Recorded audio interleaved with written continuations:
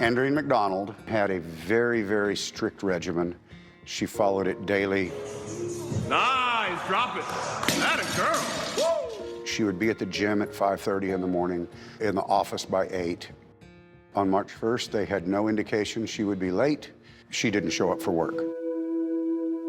This was very significant to her employees.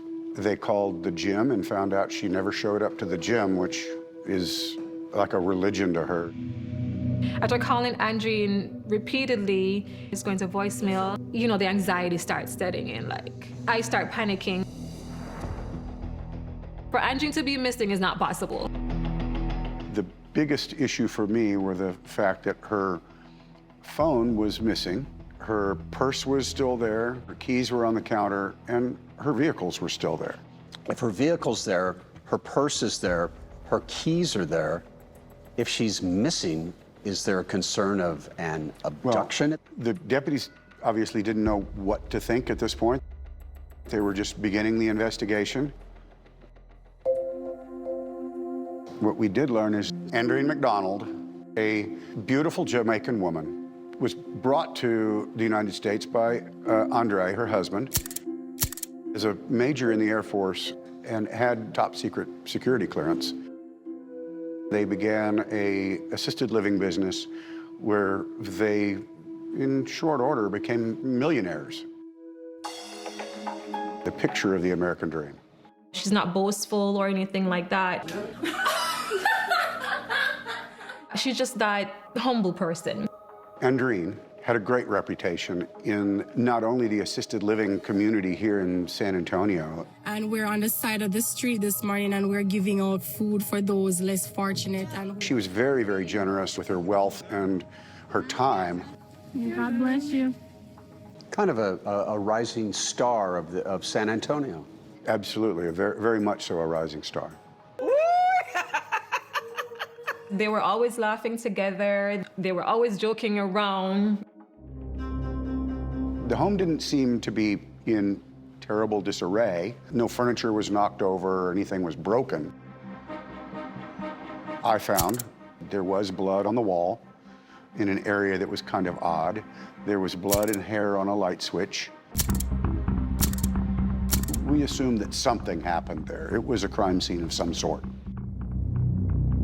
I was on social media and I saw that initial poster that came out with her face and then it says missing on the top. Andreen is not the person to go take off somewhere no one knows where she is. Supporters for Andreen McDonald renewed their search efforts. When the months went by and the days went by and they haven't found anything, in my mind, that's not such a bad thing. Because if they're not able to find something that solidifies her being dead, I mean, she's alive, right? And she's somewhere.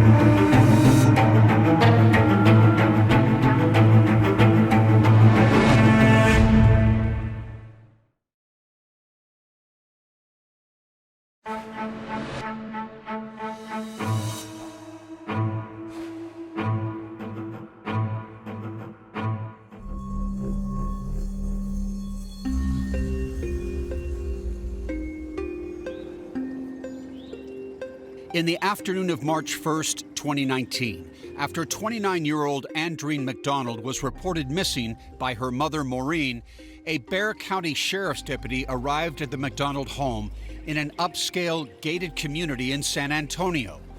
Within minutes, Sheriff Javier Salazar says his deputy made a disturbing discovery. One of my deputies had seen what they believed to be blood on the wall and possibly hair. And in the backyard, normally beautifully landscaped, another troubling clue, a random burn pile.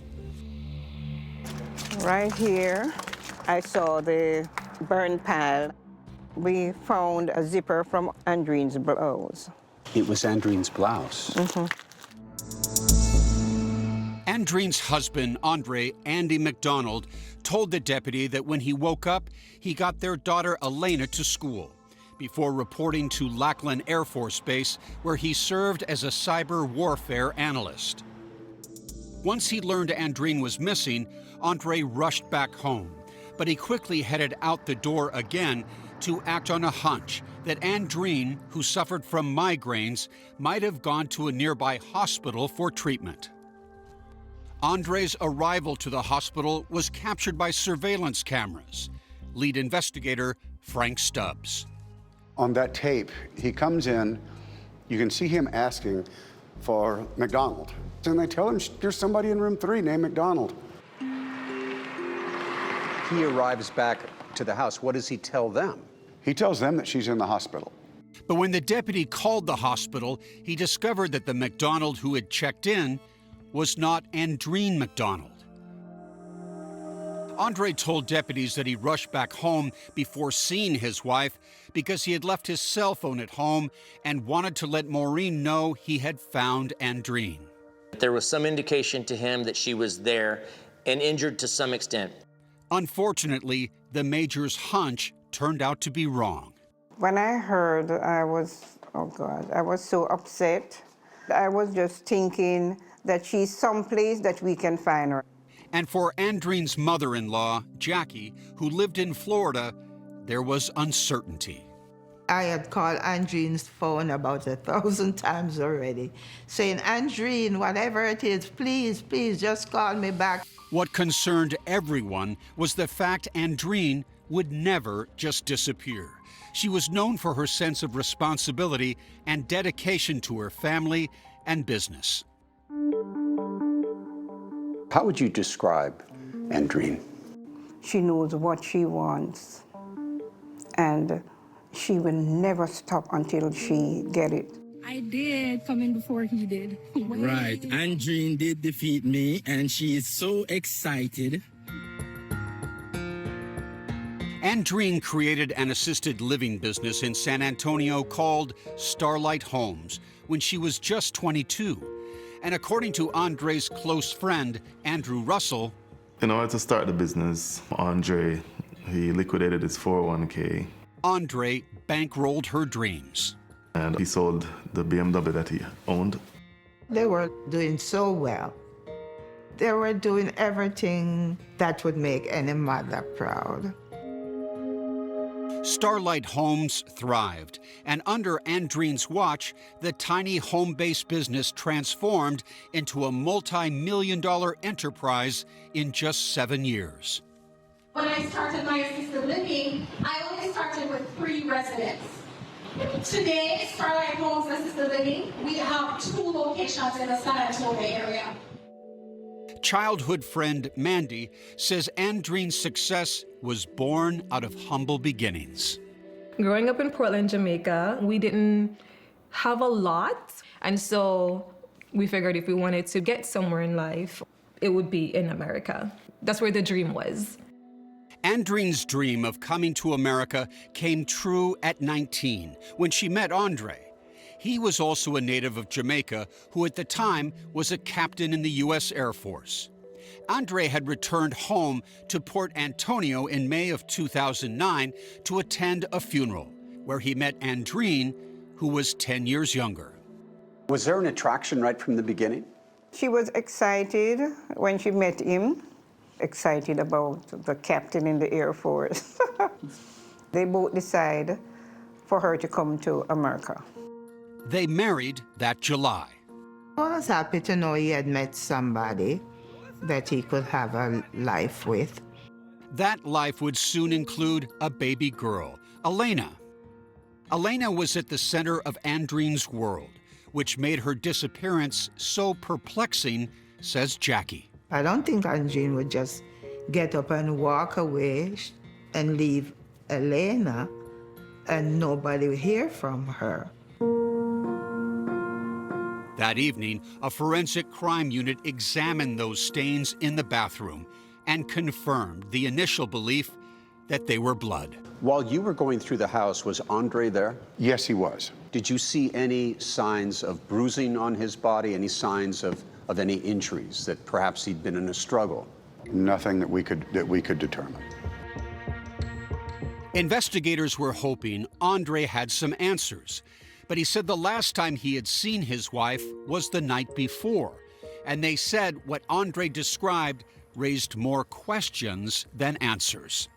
He had told them they had come home from the tax preparer's office and that they had argued over the business, and he went up the road, got some gas, and just cooled off.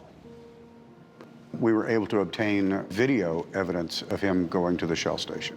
Andre said when he returned home, he and Andreen went to separate bedrooms. But according to investigators, what Andre didn't mention was the text exchange that happened at the gas station.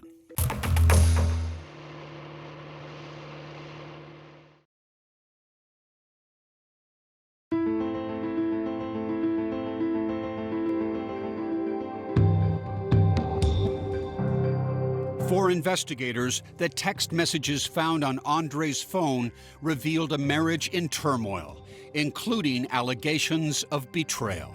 Accusations of unfaithfulness in these text messages, correct? That's correct. We have a printed copy. Would you mind reading these from his phone?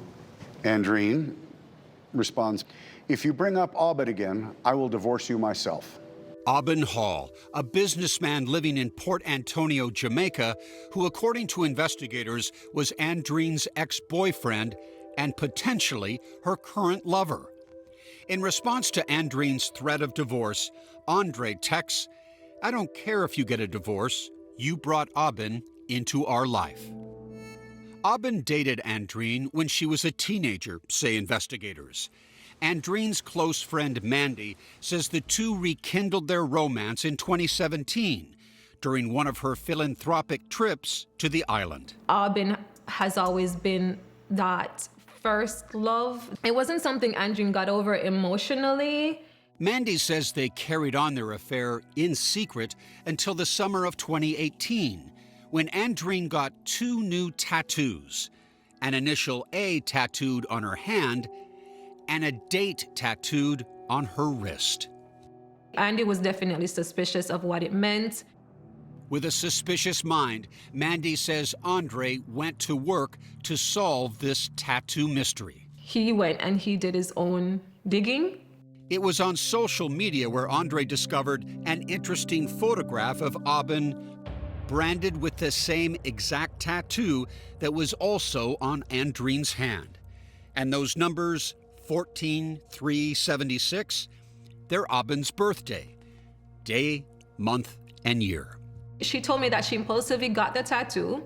She knew it was something stupid to do. Enraged, Mandy says Andre threatened divorce unless Andreen cut off contact with Abed, covered up her tattoos, and promised to never travel to Jamaica without him. She did cover up the tattoos. She didn't want to lose half of everything she worked hard for. At Andre's 40th birthday party, Mandy says by all outward appearances, the McDonalds seemed to be getting along. But just 13 days later, on March 1st, 2019, that's when Andreen disappeared. The once festive home had transformed into a crime scene as investigators worked the McDonald residence until 2 the next morning.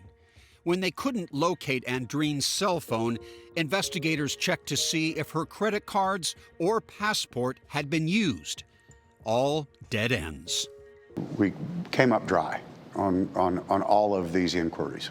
At this point, all we had was a missing person. Within hours of his wife's disappearance, Andre McDonald was a person of interest. He stopped answering questions and lawyered up. At 2 p.m. the next day, an undercover investigator assigned to watch the McDonald's house noticed that the garage had been damaged and Andre was backing out of the driveway. The investigator followed him to a nearby gun shop, where additional investigators who were called to the scene observed Andre purchasing a 9mm handgun and ammunition. We were under the assumption that he was purchasing a gun to probably harm himself. When Andre walked back to his car, investigators confronted him. Their violent takedown may be disturbing to viewers. Investigators moved to detain the Air Force major and turned him over to military authorities for a mental evaluation. Meanwhile, investigators returned to the house with a search warrant and checked Andreen's car. While there, some objects caught their eye. There was a shovel, there was an axe. An axe, there was like a hatchet kind of maul. There was trash bags, there were gloves, and a couple of gas cans. And there was more. Inside the garbage can in the house was a receipt from Lowe's that had been torn up. Detectives were able to obtain surveillance footage from the hardware store, items that were purchased the day after Andreen went missing. This is Andre McDonald coming into the Lowe's. He's going to purchase several items. You can see him with a basket here. You can see there's a shovel in the basket. Now he comes up here. There's 2 gas cans. There's a maul or a hatchet. Here's that axe. Yes. What's at play here? It appeared to us that now that his wife is missing, it pointed to the disposal of her body. Look at that cart full of ill will, right? Yes. And in the corner of the garage, investigators would uncover what they say was the most damning evidence of all. We found a hammer and clothing in the garbage. The clothing that we found appeared to be Andre's clothing. Investigators say they found traces of blood on the pocket of these jeans. What's on the claw hammer that's of interest? The lab determined that there was the presence of blood on the hammer, and the DNA that they obtained from that blood sample was from Andreen. We concluded that that hammer was probably used as the murder weapon. This is significant. Very significant.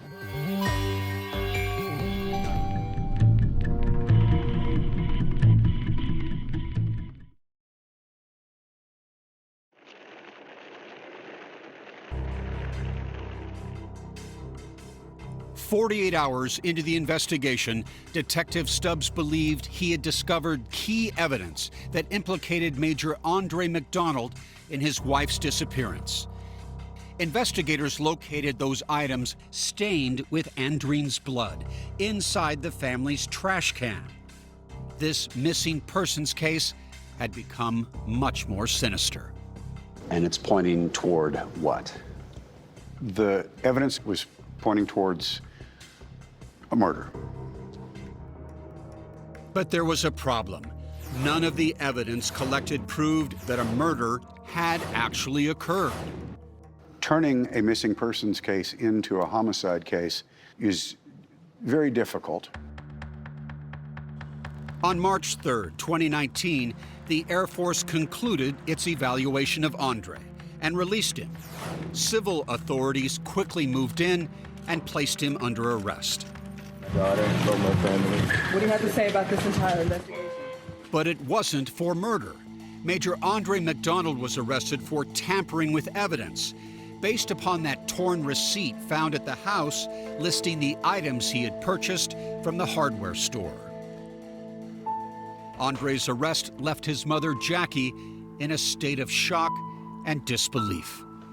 I saw that Andre was taken into custody, and I just collapsed.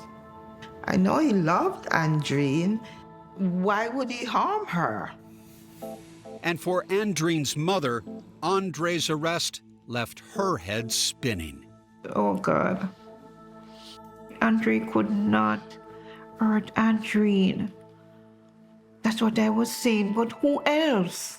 Adding to everyone's sense of shock, confusion, and suspicion was Andre's decision to stop cooperating with detectives. Andre's face told us there was no way in hell we were going to break him and make him tell us what had happened. Sheriff Salazar went on local TV asking for help. We are asking anybody with any information on her whereabouts to give us a call at 210-335. Soon after, the community of San Antonio, along with family and friends, came out in droves to look for Andreen, including a volunteer search party formed by former Air Force Airman Bobby Green.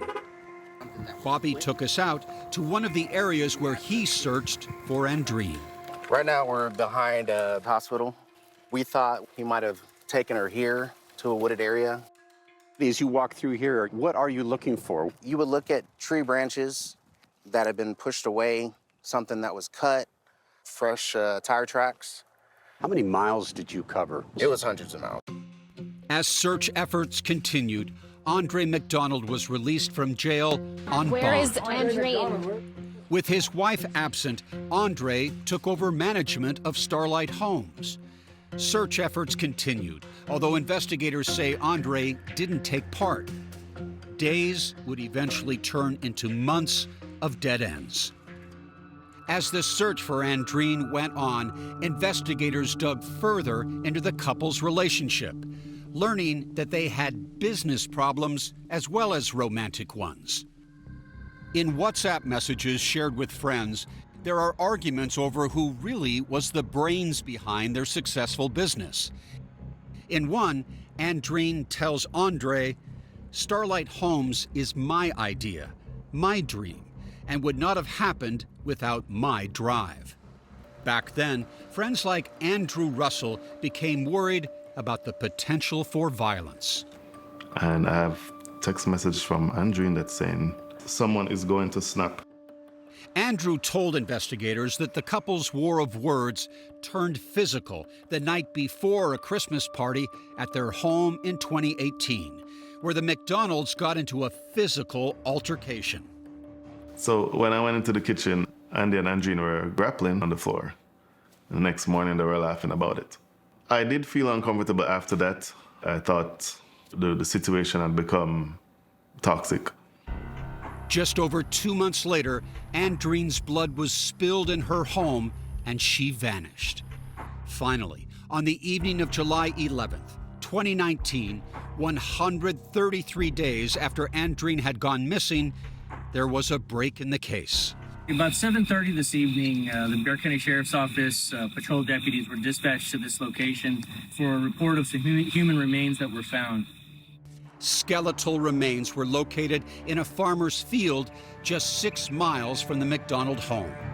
This man, Clifton Clabundy, made the discovery.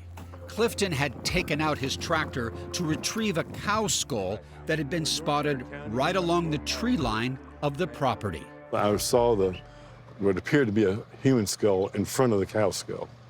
That must have been a shock. A shock, yes. Officials determined that the human skeletal remains belonged to Andreen McDonald, her sister, Cindy Johnson. I was at a church praying for Andreen. I couldn't do anything. I broke down. It hit us like a storm, because we still wasn't thinking like that. Never. I never saw this coming. Less than 48 hours later, Andre McDonald would be arrested and charged with his wife's murder. See more evidence from the case at 48hours.com.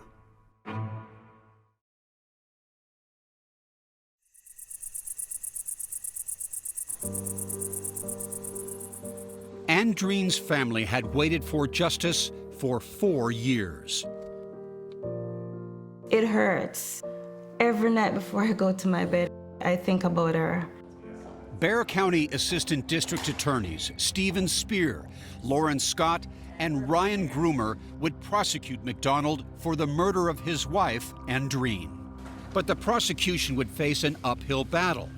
Despite the evidence found at the McDonald home, the hammer and the blood, the prosecution could not say for sure how Andreen died. Because Andreen's body was out in the elements in that field for all of those days, medical examiner's office was unable to specify what exactly caused Andreen's death. And does that, Stephen, complicate your preparation? No, it absolutely does. We say he caused her death, however, we don't know how. If Andre murdered his wife, what do you believe was his motive?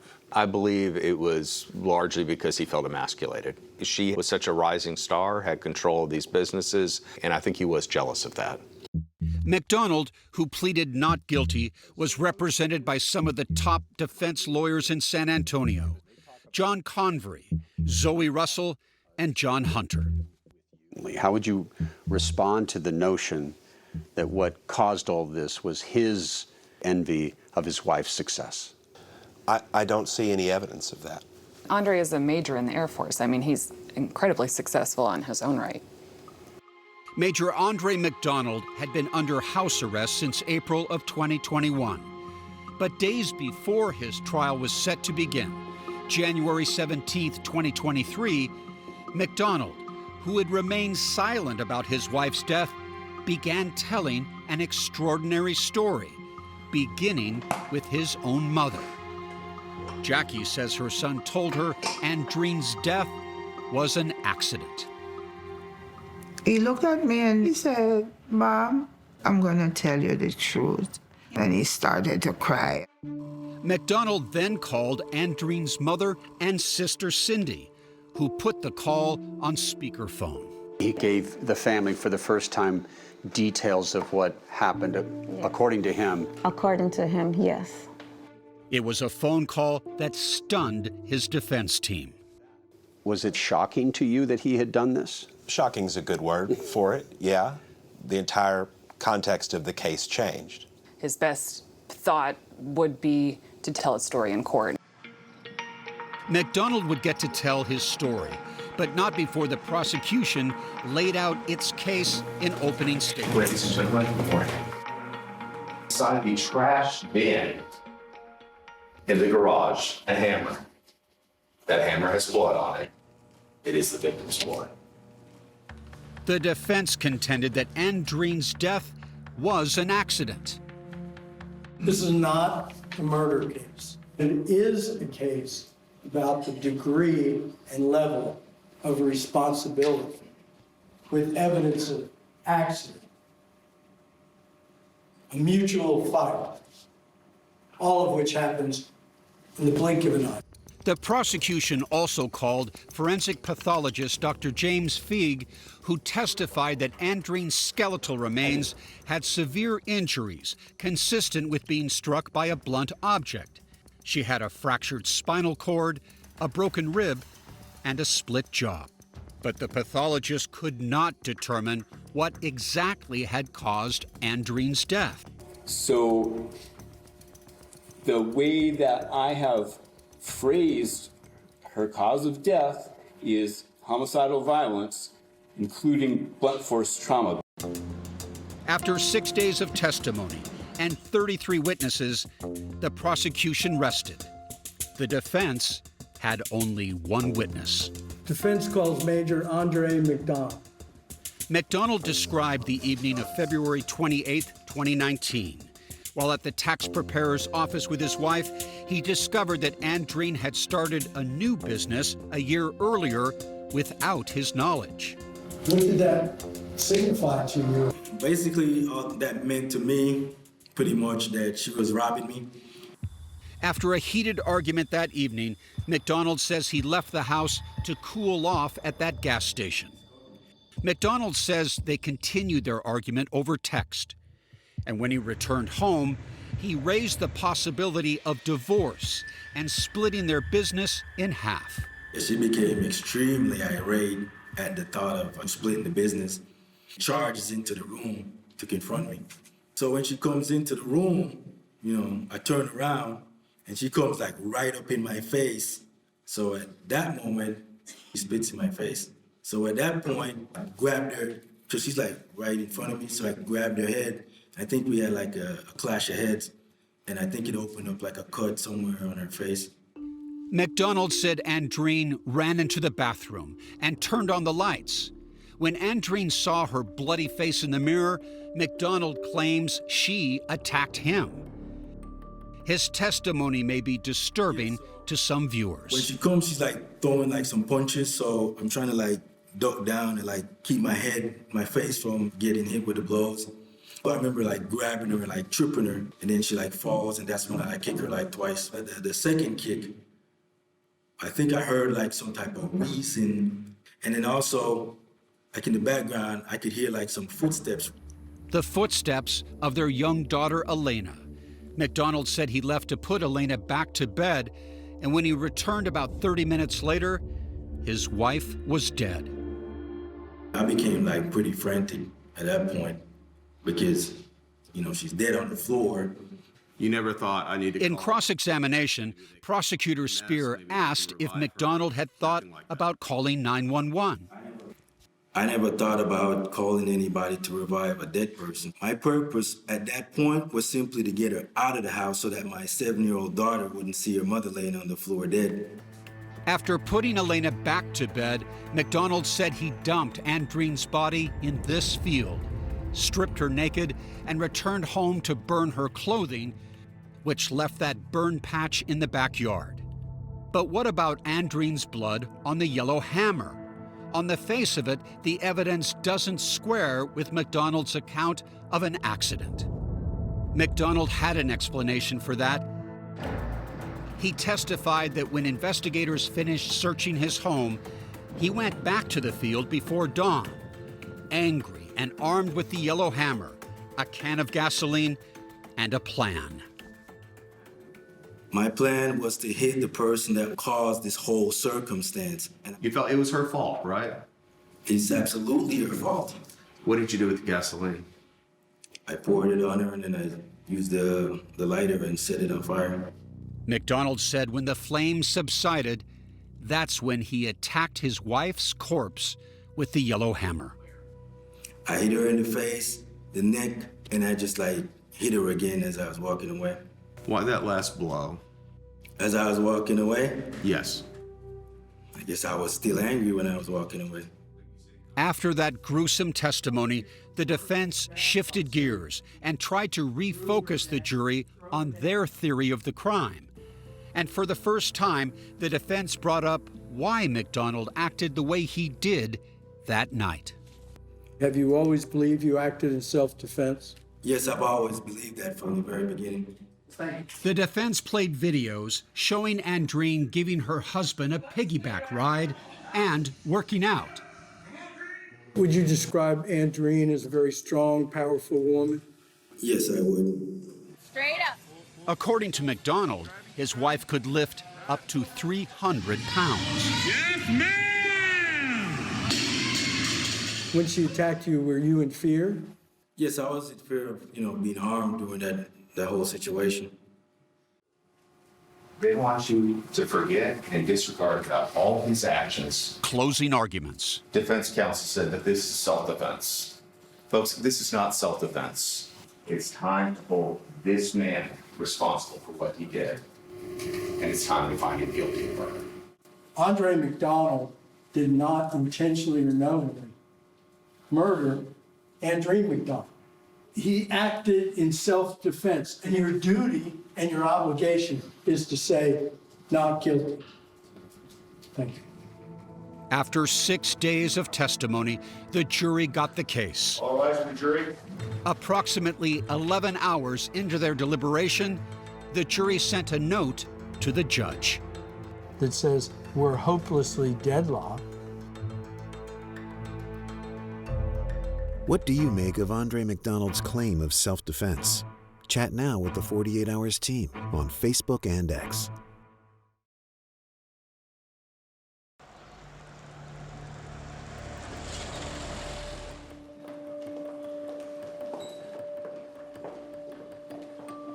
After almost 11 hours of deliberating, the jury was deadlocked, unable to decide if Andre McDonald was guilty of murder, manslaughter, or not guilty by self-defense. Everything was said in the courtroom. All the evidence were there. He confessed on the stand what he did. They saw his demeanor. I don't know what was the problem.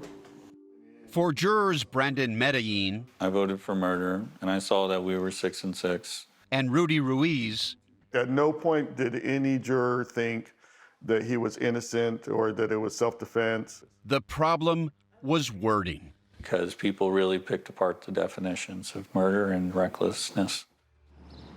The jury of 6 women and 6 men spent hours discussing whether McDonald had intentionally murdered Andreen or if he had recklessly killed her, making it manslaughter. Murder carries a life sentence, manslaughter up to 20 years. And I think most of us could agree that whatever happened, it was reckless. He left her on the ground, and he did not render aid. Now the trick was to try and convince the other jurors that it was murder. But as the deliberations continued, some of the jurors had been swayed, with 9 now for manslaughter. Medellin says the biggest factor in swaying the vote was Andre McDonald's testimony. There was so little evidence, and so a lot of people believed because we don't know anything else other than what he has told us, that we have to take what he told us. And he was actually able to convince a lot of the jurors. We had that one juror that he said, well, I've kicked someone, I never intended to kill them.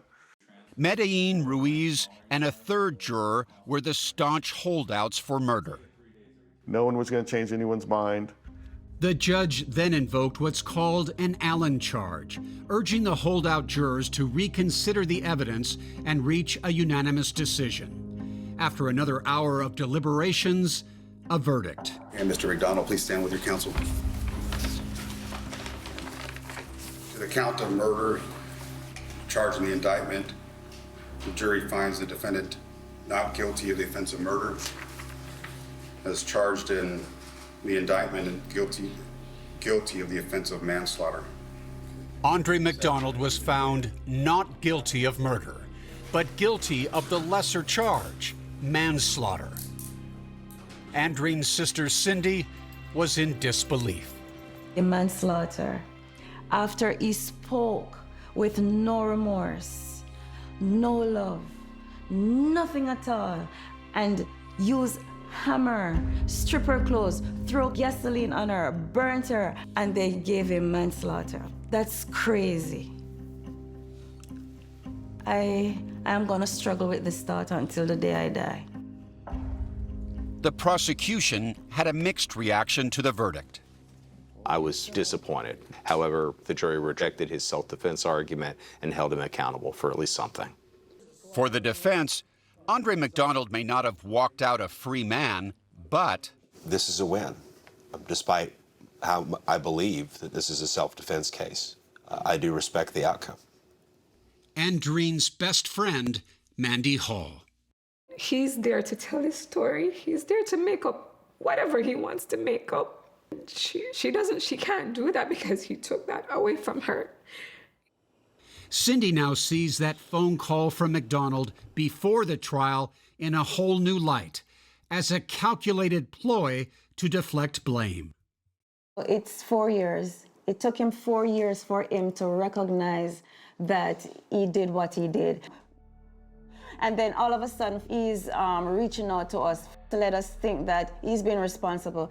He didn't mean anything. He is lying. All a lies. It's all a lie. After the verdict, Sheriff Salazar reached out to Andreen's father, a retired member of the Jamaican Army, with an unusual offering.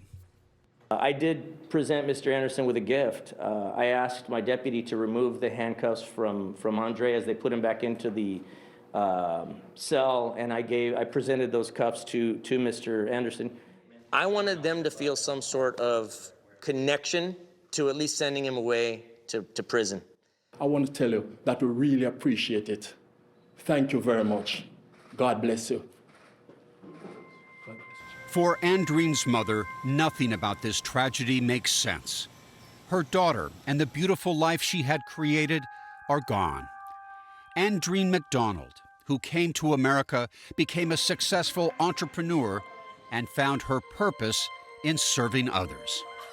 Sadly, the business she created is now closed. I miss her very much.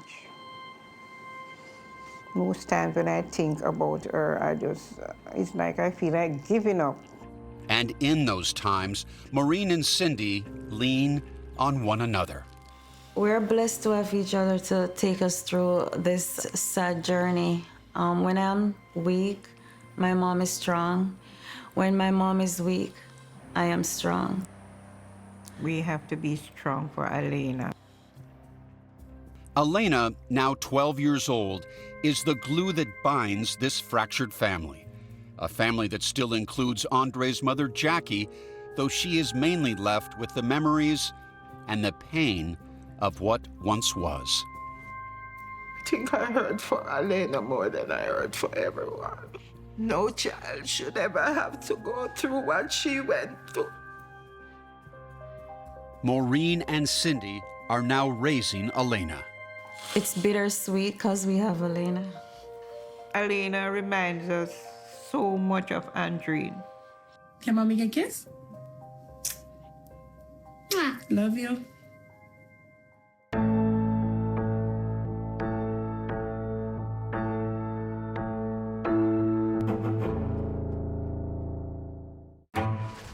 A young wife and mother found with a strange mix of drugs in her system. Hey, there's a needle right here. It makes you stop breathing if you have too much. Was it murder? Investigators turned to her journals for answers. How crucial were those journals? Very. 48 Hours, Saturday on CBS and streaming on Paramount Plus.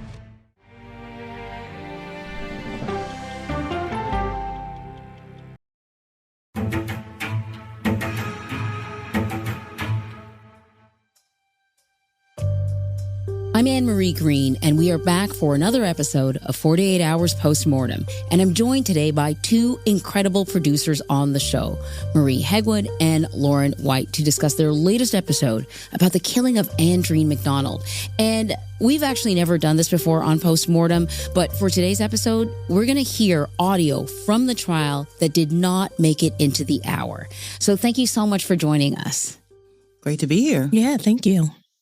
This was a case that left viewers with a lot of questions, especially when it came to the verdict, but this was also a particularly violent case. Before we get to our postmortem, let's listen to an overview of this week's episode.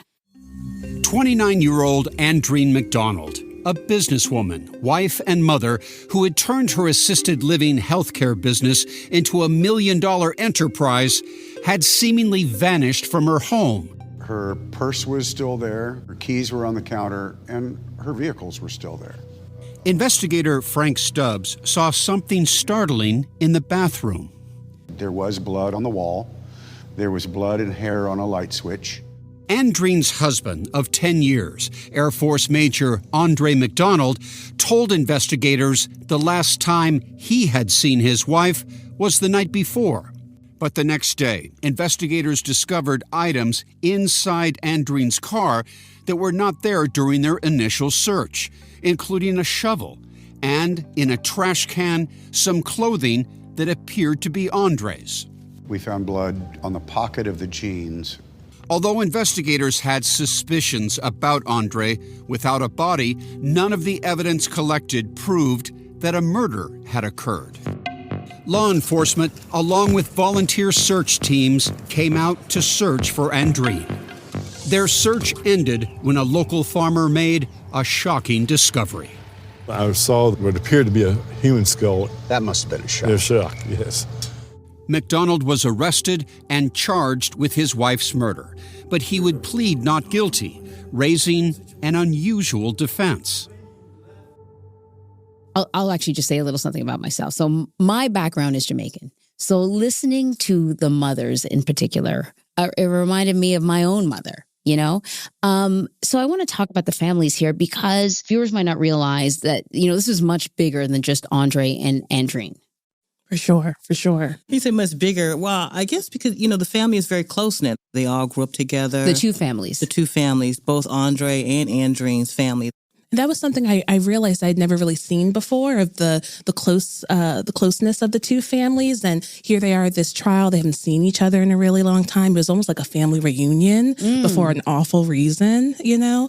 And so even though they're there because they, you know, one side thinks the other side is guilty of murder, they were still hugging each other and being kind to each other. And I did not expect that. Interesting.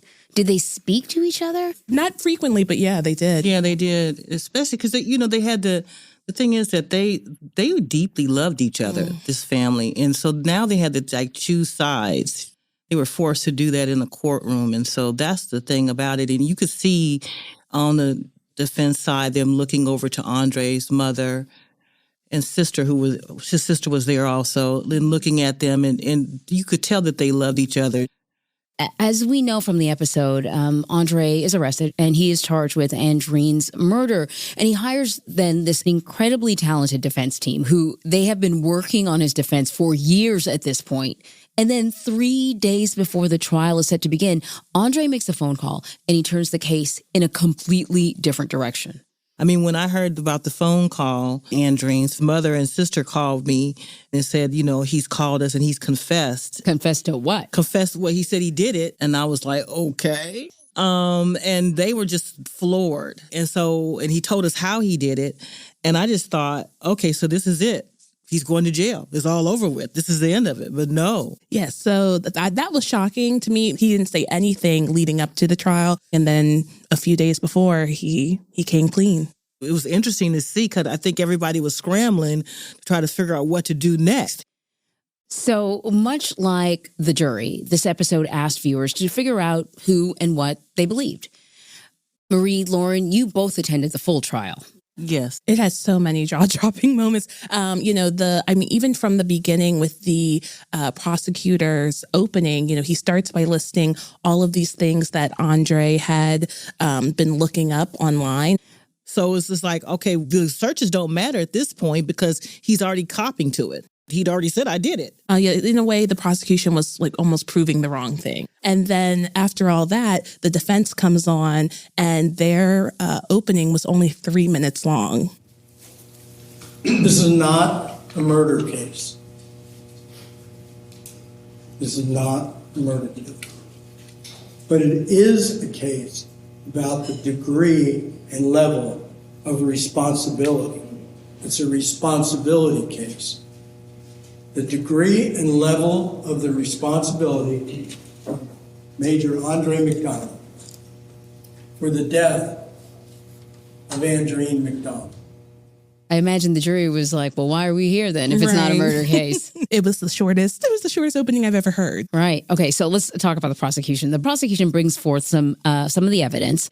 I want to start with that shocking moment when Andre tells Andreen's friends and family that he goes to the hospital to check up on her because she suffers from really bad migraines. And I guess it was normal for her to go to the hospital periodically. I think he was in a precarious situation because when he was there at the house and he decided to go to the hospital, it was because all these people, I mean, her co-workers were there. Her mother was there asking where Andreen was.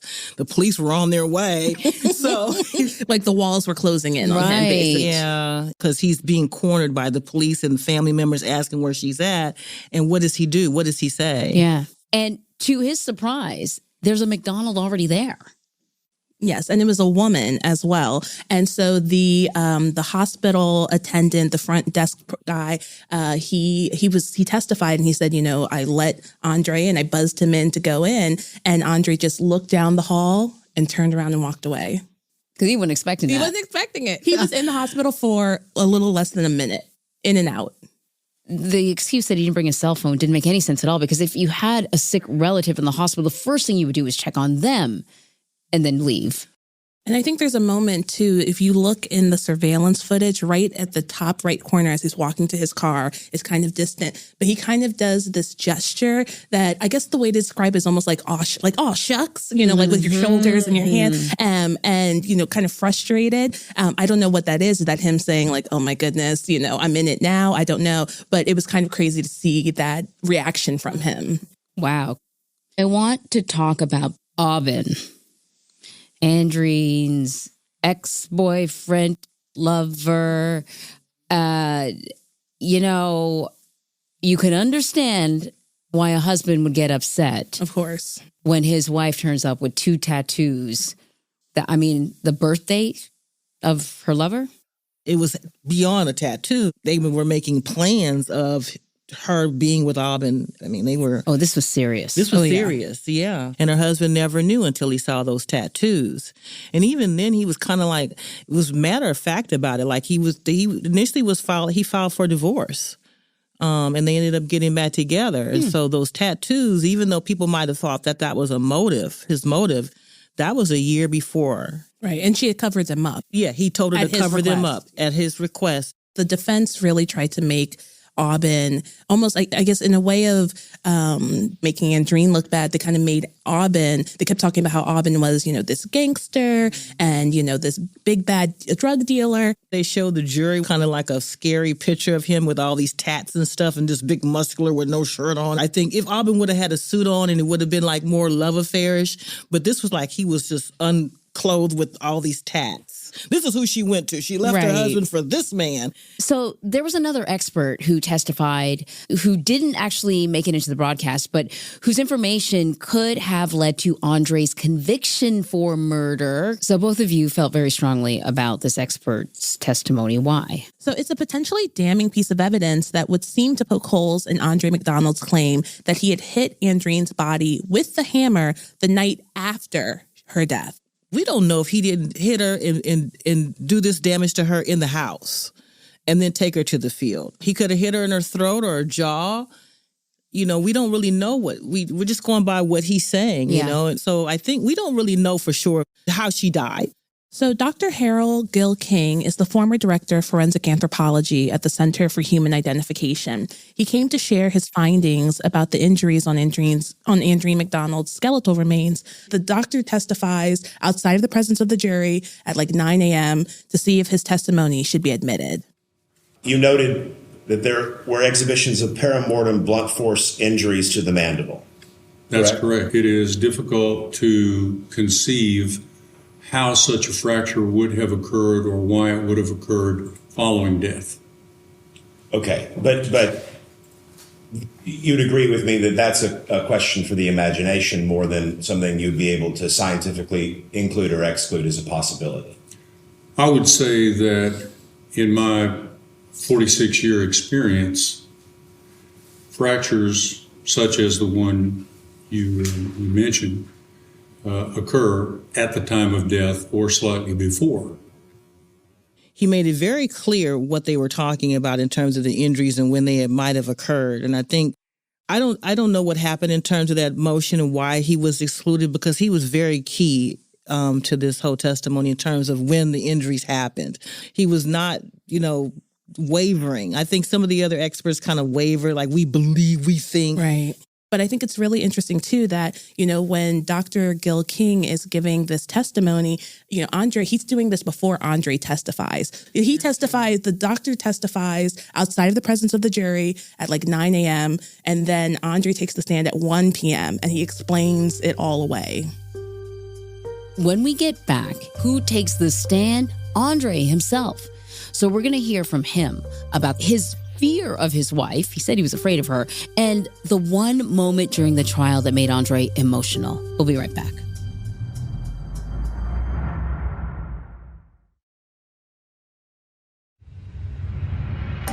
Welcome back. Perhaps the most disturbing part of this trial and Andre's testimony is when he explains what he does after Andreen dies. He said when the police came and are examining the house, he's sitting there thinking, just filled with rage and getting really angry. And then once they leave, he grabs a hammer and some gasoline and goes out there to hit her body. I think everyone else, at least on the prosecution side, thought, no, he's going there to destroy evidence. Let's hear him questioned during the trial. At first, I hit her in the face with the hammer front, and then I used the claw and hit her in the neck area. And I remember the claw got stuck in her neck. And then that's when I was ripping the hammer out. And then at that point, I thought I was done. But as I'm decided to like walk away. I give it like one more whack somewhere in the body. I'm not sure where that landed. You know, listening to his testimony about what he did to the body was just so brutal and detailed. You know, he talks about the claw of the hammer getting stuck in her neck. He kept using the word rip.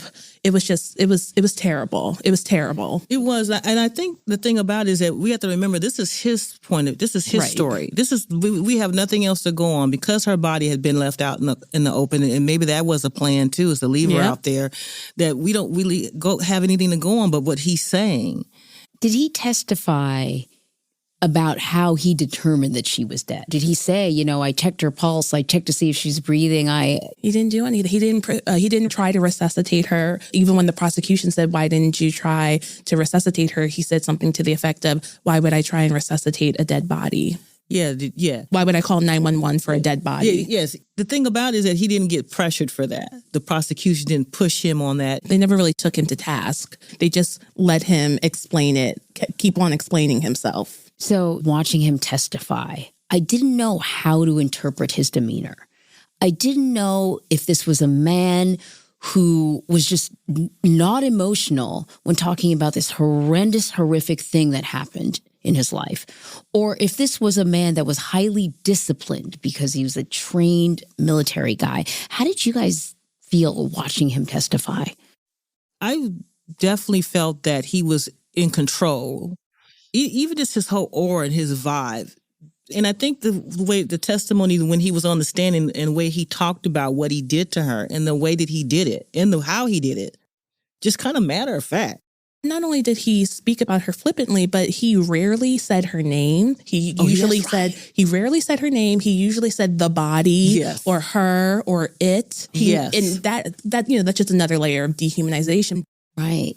So when he's on the stand, though, he says something that certainly surprised me. I don't know if it surprised the jury. He actually turns this whole thing on Andreen and talks about being in fear of her. You see a video of Andreen with Andre on her back, and they're running around the house and they're laughing and it's happy times. And then that was used against her to show, wow, she's so strong. She can carry Andre on her back. And then they showed the videos of her powerlifting. And Andre talked about how Andreen could lift about 300 pounds and he was about 180 pounds at the time this happened. She looked taller than him, She's too. tall. Yeah, she's about maybe 2 inches taller than him. Okay, just a little bit. Maybe she was in heels. Yeah, I think she always wore heels. She did. She wore 4-inch stilettos anytime she could. At first, when I first heard the testimony about it, I was offended. To be honest with you, I just thought, oh my God. Yeah. You know, this is a wife and a mother. She's a victim. And next thing you know, she's this big brute. You know, this is how she's being framed. I think for them to hear you have this beautiful Black woman and you're talking about how strong she is, how mean she is, how angry she is, you know, I think it definitely was playing into stereotypes for sure. Very much so. And I think one thing to add to that is that when we first started hearing about the victim, we never saw a picture of her. Right. I've been to trials where they have a photo of the victim up the whole time, you know, and you rarely saw photos of Andreen during this trial. It's really a shame. The defense rested. The following day was supposed to be closing arguments, but then what happened? So, you know, we live in New York, New Jersey area. We're used to freezing rain. Texas is not, come to find out. So here we are in San Antonio. There's a freezing rainstorm coming. And not only does it shut down the court for that day and the city of San Antonio, but it shuts it down for 2 whole days. And so this was right after Andre's testimony. And so because of this, when I spoke to the jurors, they told me that they believe that break kind of had a negative effect on the jury because it gave some distance from the testimony and from the prosecution's case. And so they're just they're just going off of memory from like the week prior. That's a really interesting detail. So finally, it's up to the jury to decide whether to convict Andre of manslaughter or murder, right? And it's all in how you sort of define these two crimes. They decide manslaughter. What was the reaction like in the courtroom? The family, I was sitting behind Andreen's family, and you could tell, I mean, they were all just shocked when you hear not guilty of murder. And then the law enforcement side, they all just seemed really disappointed, for sure. Yeah. Yeah. I think anyone who hears the graphic detail of what he did after, according to him, after the fact would think, how could you find him not guilty of murder? Yeah. But, when we spoke to the jurors, they said that surprisingly, the ones who were pro manslaughter, when it came to discussing, what he says he did after the fact with the hammer, they said, we're not here to discuss that. We're here to focus on what did he do leading up to her death. I talked earlier about how what was really kind of disturbing to me was the way in which he testified. It came off as casual, which seemed even worse than unemotional. But there was emotion during the sentencing. During the victim impact statement. That was the first time you saw emotion in his face, because when the father said, "You're like my son," Andreen's father says that, "You're like my son. You where you're going, I go with you." Like the way he talked to Andre is like the father-son relationship, and that's when you knew that family was that they loved each other, deeply loved each other, and they just wanted that love to continue. I want to play a clip from his statement. But I want you to know, in spite of everything, I forgive you. I love you. And when I say I love you, that cannot change. It's like a part of me is in the cemetery, and a part of me is going to jail. When Paul Anderson said that, there wasn't a dry eye in the courtroom. We all were weeping. It was just so emotional, and you could just feel. We all could feel for Paul, who at this point he had lost Andreen, he had lost another child whose name was also Andre, and now he's speaking to Andre, the person who he believes murdered his daughter, and saying, "I love you, and I'm still with you. You're still a part of me." Oh, my goodness. Yeah. And that's when you saw Andre, because I think at that point, he knew that he had ruined his life and ruined the family that he had. Everything that they worked so hard for, that American dream, was just gone. And his daughter, Elena. Yeah. Man. So Andre McDonald is sentenced to 20 years. He's also appealing his manslaughter conviction. Any final thoughts about working this case? Well, I will say, as far as, yes, he was sentenced to 20 years, but according to the judge, Frank Castro, with time served, he could be out in about 6.5 years from today's recording. He could be out in about 6.5. So that's kind of surprising when you hear that. Yeah. But, overall, this case was just so sad. They're all sad, all of them, of course. But, the family aspect and, the fact that these two people, found each other, built such a wonderful life for their whole family, and it was just all destroyed. And I think within the Jamaican culture, just education is important. Success in your career field, like that's kind of like the bottom line, in terms of coming to America and achieving the things that they did. That's what they were here for. That's what they live for, And so now, it's so sad because sometimes I'll check in with Andreen's mother. I'll check in with Andreen's mother, Maureen and Cindy, to see how they are doing and how the daughter's doing. And it's just, it's like night and day. In a moment like that, everything's gone. Thank you so much for being here. Thank you for having us. Yeah, thank you so much. If you want to view a timeline of Andre's story, make sure you check out 48hours.com. The amazing associate producer, Morgan Canty, put this together for us. Be sure to join us next Tuesday for another postmortem, and watch 48 Hours, Saturdays, 10, 9 Central on CBS and streaming on Paramount+. And if you are liking the show, please rate and review 48 Hours on Apple Podcasts and follow 48 Hours wherever you get your podcasts. You can also listen ad-free on the Amazon Music and Wondery app, or with a 48 Hours Plus subscription on Apple Podcasts.